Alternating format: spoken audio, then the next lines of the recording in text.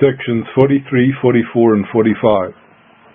The difference between those born in the Pure Land in the embryonic form and those born by transformation. In these sections, Shakyamuni Buddha explains the causes and characteristics of two types of beings born in the Pure Land. 1. Those born in the embryonic state, and 2. Those born by transformation. I've already explained the primal vow, that is the 18th vow, in detail, and showed that faith in Amida's power is the cause of birth in the Pure Land. However, the situation is that not all practitioners are able to give up entirely the attachment to their personal power in reaching birth in the Pure Land. Quote, if there are sentient beings who do various meritorious deeds, aspiring for birth in that land, while still entertaining doubt, such beings are unable to comprehend the Buddha wisdom, inconceivable wisdom, ineffable wisdom, boundless Mahayana wisdom, and incomparable, unequaled, and unsurpassed supreme wisdom. Although they doubt these wisdoms, they still believe in retribution for evil and reward for virtue, and so cultivate a store of merit, aspiring for birth in that land. Such beings are born in a palace where they dwell for 500 years without being able to behold the Buddha, hear his exposition of the Dharma, or see the hosts of bodhisattvas and shravakas. For this reason, that type of birth within the Pure Land is called the embryonic state. End quote. Such people cannot rely exclusively on Amida, but think there is still something they need to add to his power so that they will deserve to be born in the Pure Land. Thus they remain attached to the idea of personal merit accumulation, even if they also put some trust in Amida. To believe in retribution for evil and reward for virtue, and to cultivate a store of merit aspiring for birth in that land, means they think that the cause of birth in the Pure Land is very much in their own hands, like whatever they do bad can be an obstacle for reaching that land, and whatever they do good can have a good influence for birth there. Thus, they think that their so-called merits and virtues have the power to secure their place in the Pure Land. By cultivating this state of clinging to their own pitiful power and merits, they prove that they doubt and are unable to comprehend the Buddha wisdom, inconceivable wisdom, ineffable wisdom, boundless Mahayana wisdom, and incomparable, unequaled, and unsurpassed supreme wisdom. To doubt and do not understand these wisdoms mean they doubt that Amida Buddha knows how to save all beings, even those with extreme evil karma, and that he indeed devised in his great wisdom the right method for them. This is why they think they can add something from their unenlightened personality to his work of salvation, like their so-called personal merits and virtues, or why they do various practices not mentioned in the primal vow of Amida, where only entrust to me, say my name, and wish to be born in my land is mentioned. In short, it is like they think they are smarter than Amida. Shinran advised against such ideas. Quote, other power is entrusting ourselves to the primal vow, and our birth in the Pure Land becomes firmly settled. Hence, it is altogether without one's own working. Thus, on the one hand, you should not be anxious that Amida will not receive you because you do wrong. A foolish being is by nature possessed of blind passions, so you must recognize yourself as a being of karmic evil. On the other hand, you should not think that you deserve to attain birth because you are good. You cannot be born into the true and real fulfilled land through such self-power calculations. I have been taught that within Shinjin of self-power, false Shinjin, unsettled Shinjin, a person can attain birth only in the realm of indolence, the borderland, the womb palace, or the city of doubt. End quote. Such people who doubt Amida's wisdom and power are born in the embryonic state. Various names are given for this state, like borderland or Henji, realm of indolence and pride, Cayman, the city or castle of doubt, Gijo, the womb palace, Taigu, etc. Especially in the larger sutra, this state is likened to a jeweled palace where princes who committed offenses towards the king are imprisoned, and although they are given everything they want, they still cannot see the king, that is Amida. and his retinue of royal followers, hosts of enlightened bodhisattvas and shravakas, nor enjoy his presence. Quote, such beings are born in a palace where they dwell for 500 years without being able to behold the Buddha. Here is exposition of the Dharma, or see the hosts of bodhisattvas and shravakas. For this reason, that type of birth in the Pure Land is called the embryonic state. Maitreya, you should know that those born by transformation are possessed of supreme wisdom, while those in the embryonic state lack that wisdom and must pass 500 years without being able to behold the Buddha, hear his teaching of the Dharma, see the hosts of bodhisattvas and shravakas, make offerings to the Buddha, learn the rules of conduct for bodhisattvas, or perform meritorious practices. You should know that this is because those beings harbored doubt and lacked wisdom in their previous lives. End quote. The supreme wisdom that those born by transformation possess and those born in the embryonic state lack is the wisdom of perfect enlightenment.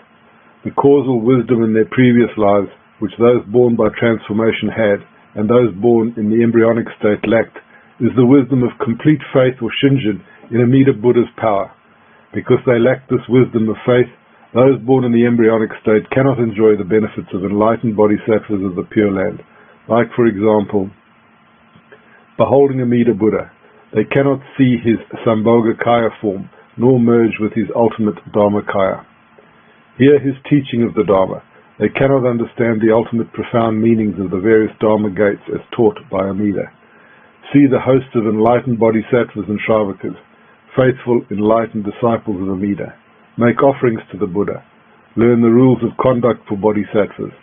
They cannot act like the enlightened bodhisattva of the Pure Land, or perform meritorious practices.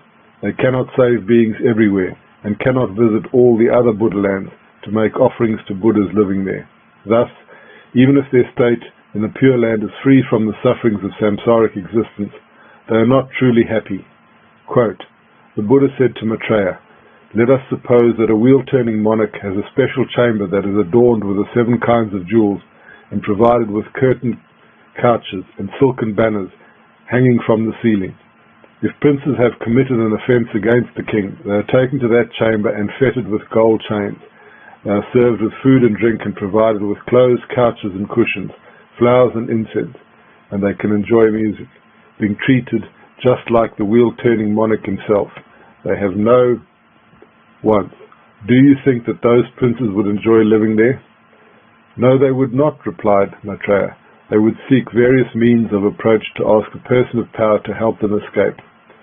The Buddha said to Maitreya, those beings born within the lotus buds are like that. Because of their doubt of the Buddha's wisdom, they have been born in palaces. Although they receive no punishment or ill treatment even for a single moment, they must pass 500 years there without being able to see the 3 treasures, make offerings to the Buddhas, or cultivate a store of virtue. This is distressing to them. Though there are other pleasures, they do not enjoy living there. End quote.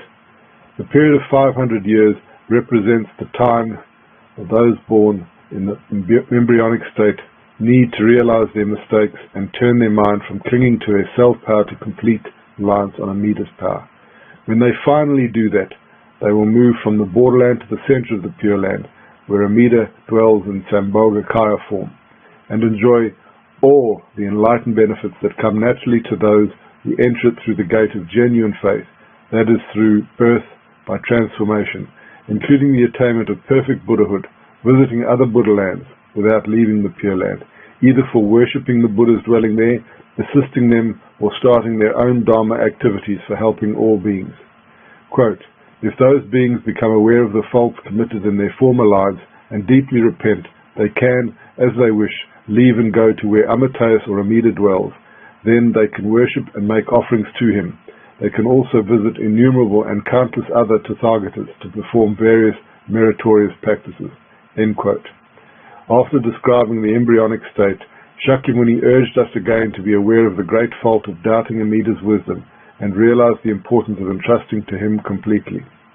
Quote, Maitreya, you should know that the bodhisattvas who allow doubt to arise lose great benefits. For this reason, you should have resolute faith in the supreme wisdom of the Buddha. End quote.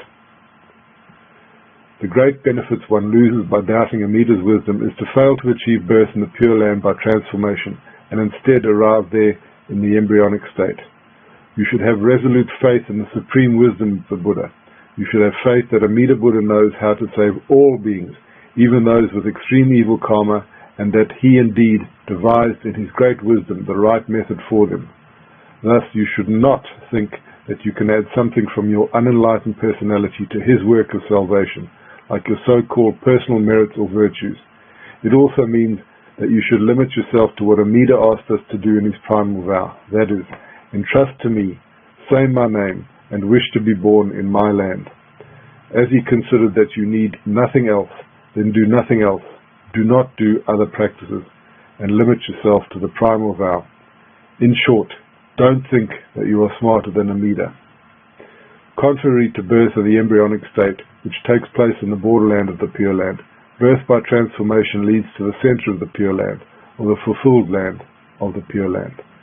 Shakyamuni Buddha said, quote, if there are sentient beings who with resolute faith accept these kinds of wisdom, from the Buddha's wisdom to the supreme wisdom, do meritorious deeds, and sincerely transfer the merit acquired to that land, those beings will be spontaneously born by transformation, seated with legs crossed in the 7 jeweled lotus flowers, and instantly attain the same glorious forms, wisdom, and virtue as those of the bodhisattvas there.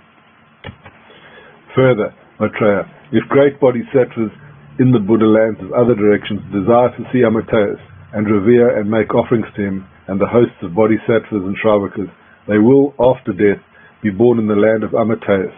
Spontaneously transformed, they will be born from within the 7 jeweled lotus flowers. End quote. There are some things in the above passages that require an explanation from my part and great attention from the reader's part. As I have already explained in this chapter, those who doubt the Buddha wisdom and as a consequence will be born in the embryonic state are those who believe in retribution for evil and reward for virtue, and who cultivate a store of merit aspiring for birth in that land. In their opinion, the bad things they do can be an obstacle for reaching Amida's land, and their good actions can have a good influence on ensuring birth there.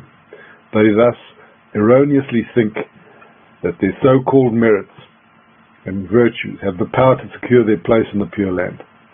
If this is how things are, then why in the passage referring to birth by transformation, meritorious deeds and transference of merits are mentioned again? Do meritorious deeds, and sincerely transfer the merit acquired to that land. The Sutra cannot contradict itself, so the transference of merits related to birth by transformation in the center of the Pure Land is not an actual transference of personal merits on the part of the practitioner. The meaning is that the person of true faith avails oneself of the merits of Amida Buddha, the merit acquired from Amida, which becomes one's own. That is, Amida Buddha transfers his infinite merits to him.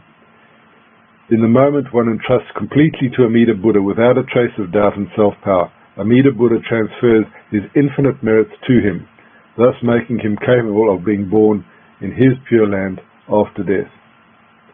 Because of this faith and Amida's transference of merits, the believer is also capable of doing the good deeds, even if he is not forced to, of helping others receive the same faith.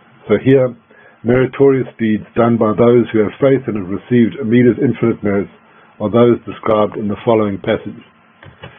Quote, let those who realize Shinjin, that is other power, in order to repay the Buddha's benevolence, spread the 2 aspects of Amida's directing of virtue throughout all the 10 quarters. End quote. To spread the 2 aspects of Amida's directing of virtue means to convince people of the truth that Amida can save them by bringing them to his Pure Land, where they attain Buddhahood or perfect enlightenment, the first aspect of Amida's directing of virtue. And once they become Buddhas in the Pure Land, they're able to return in various samsaric realms to guide others to the Pure Land, the second aspect of Amida's directing of virtue. Thus, people of faith who may also help others receive faith, or at least be examples of faith themselves, will benefit from Amida's transference of merit to them, and will be spontaneously born by transformation, seated with legs crossed in the 7 jeweled lotus flowers, and instantly attain the same glorious forms, wisdom, and virtue as those of the bodhisattvas there. Such people, no matter that they are ordinary bodhisattvas in aspiration without any personal merits like us, or great bodhisattvas on the higher stages of spiritual development, if they have genuine faith and follow exclusively the primal vow of Amida, they are capable of true worship, and so their offerings, coming from a true heart of faith, are genuine offerings too. Quote, further, Maitreya, if great bodhisattvas in the Buddha lands of other directions desire to see Amitayus or Amida, and revere and make offerings to him and the hosts of bodhisattvas and Shravakas, they will, after death, be born in the land of Amitayus, spontaneously transformed. They will be born from within the 7 jeweled lotus flowers. End quote. This birth by transformation in the fulfilled land of the Pure Land is called inconceivable birth, and all those born there are endowed with bodies of naturalness, emptiness, and infinity. As the same larger sutra said, to have bodies of naturalness, emptiness, and infinity means to become a Buddha or to attain perfect enlightenment. So birth by transformation actually represents the transformation that is spontaneously transformed of those born in the Pure Land through the gate of faith, that is the gate of the primal vow, from ordinary beings into perfect Buddhas. This is also the meaning of being born seated with legs crossed in the 7 jeweled lotus flowers, and instantly attain the same glorious forms, wisdom, and virtue as those of the bodhisattvas there. As I've often mentioned in this commentary, the bodhisattvas in the Pure Land are not bodhisattvas in aspirations, but enlightened bodhisattvas, or Buddhas who manifest as bodhisattvas. They are present in 3 places at the same time: in ultimate Dharmakaya beyond form, in glorious forms, or Sambhogakaya in the Pure Land, and in all the universes and samsaric states of existence, in various transformed and accommodated bodies, or Nirmanakayas. If we are born in the Pure Land through the gate of faith, that is the gate of the primal vow, we will immediately become like them. There are 10 important footnotes to this section. The first important footnote refers to the sentence, such people who doubt Amida's wisdom and power are born in the embryonic state. Various names are given for this state. It is thus called because those born there are far removed from the true bliss of the Pure Land, just as those in a borderland are less benefited by civilization. The second important footnote refers to the realm of indolence and pride, or Kemen. It is thus called because those born there are too proud to believe in the Buddha's primal vow wholeheartedly, and due to the lack of faith, they are not so diligent as to advance to the true land of recompense. The third important footnote refers to the city or castle of doubt, or Jizhou. It is thus called because those born there have to stay in the transformed land due to the sin of doubting, just as though imprisoned in a castle. The fourth important footnote refers to the womb palace, or Taigu. It is thus called because those born there have to stay in the transformed land due to the sin of doubting, just as though imprisoned in a castle. The fifth important footnote refers to hosts of enlightened bodhisattvas and Shravakas. Here, Shravakas mean the loyal disciples of Amida. They are also enlightened bodhisattvas. The sixth important footnote refers to the sentence, the period of 500 years represents the time those born in the embryonic state need to realize their mistakes and turn their mind from clinging to their self-power to complete reliance on Amida's power. 500 years is a suggestion given to us, readers and listeners of the human world, so that we can realize that birth in the borderland is not something we should wish for, as the time spent there can be painfully long when we are prevented from enjoying the enlightened benefits of the Pure Land. The seventh important footnote refers to the sentence, Maitreya, you should know that the bodhisattvas who allow doubt to arise lose great benefits.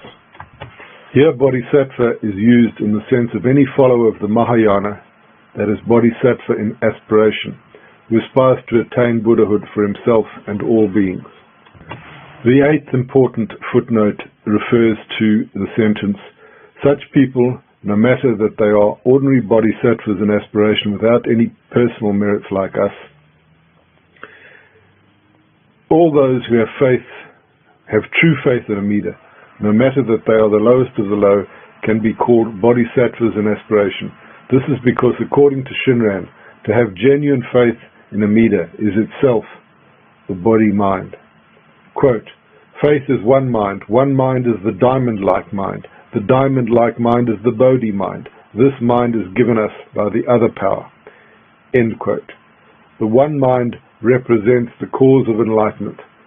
Since this is the Bodhi-mind, it has two aspects. Quote, to take refuge with one mind in the Buddha of unhindered light shining throughout the 10 directions is the mind aspiring to become Buddha. So says Vasubandhu, the Master of Discourse, Hymn on the Patriarchs 17.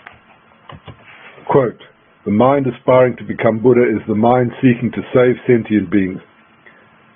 The mind that seeks to save sentient beings is true faith endowed by Amida's compassion. End quote. Hymn on the Patriarchs 18. The 9th important footnote refers to the passage, quote, further Maitreya, if great bodhisattvas in the Buddha lands and other directions desire to see Amitayus or Amida, and revere and make offerings to him, and the hosts of bodhisattvas and Shravakas, they will after death be born in the land of Amitayus. Worshipping Amida Buddha and making offerings to him with a heart of genuine faith means to indirectly worship all Buddhas and enlightened bodhisattvas from the Pure Land or elsewhere. Thus, the reader should focus exclusively on Amida, as only Amida is mentioned in the primal vow, which states, entrust yourself to me, say my name, and wish to be born in my land. And in this act of worship, all Buddhas are automatically included. This is how we, Jodo Shinshu followers, should interpret the passage. The 10th and final footnote refers to the passage, this birth by transformation in the fulfilled land of the Pure Land is called inconceivable birth, and all those born there are endowed with bodies of naturalness, emptiness, and infinity, as the same larger sutra said. Shinran himself made reference to that passage in the larger sutra in his work, Passages on the Pure Land Way, Realization. Quote, their countenances are dignified and wonderful, surpassing things of this world.